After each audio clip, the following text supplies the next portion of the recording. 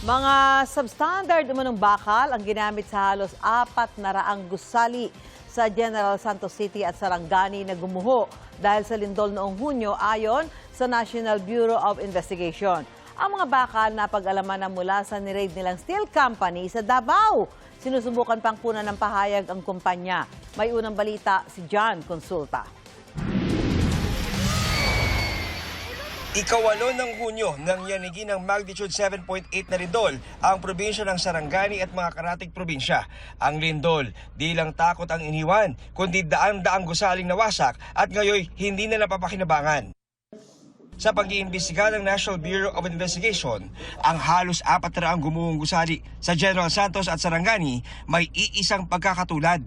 Substandard ang mga bakal. Lahat gawa ng Davao Mighty Steel ang niraid na kumpanya ng NBI at PAOK noong August 14 sa lungsod ng Davao.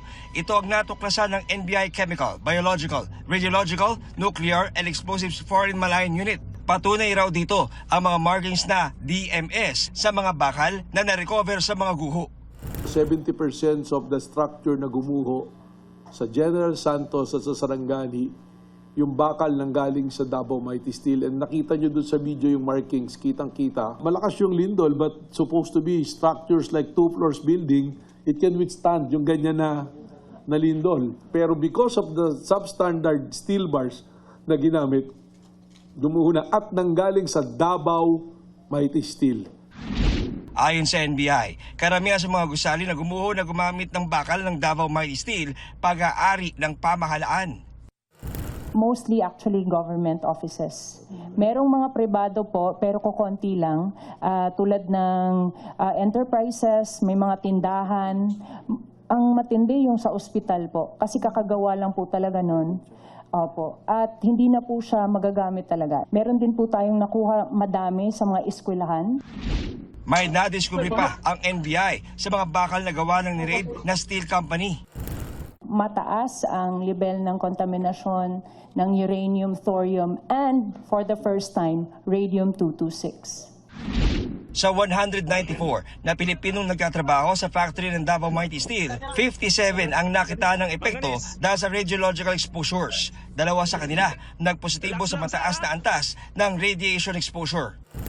Ang karamihan po sa kanila ay nakitaan ko ng pamamaga ng kulani dito sa may bandang leeg, first degree burn o pagkasunog ng balat.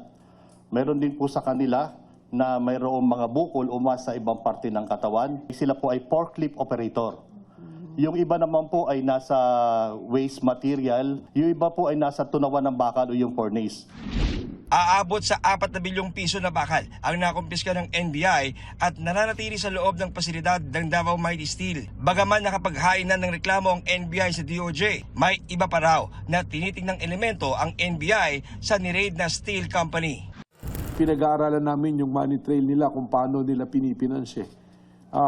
Ngayon na masasara yung mga yan, there might create an impact to our banking industries as well dahil may mga utang eh. So, mahaba pang investigasyon to at marami pang kasong pwedeng lumabas dito. Ito ang unang balita. John Consulta, GMA News.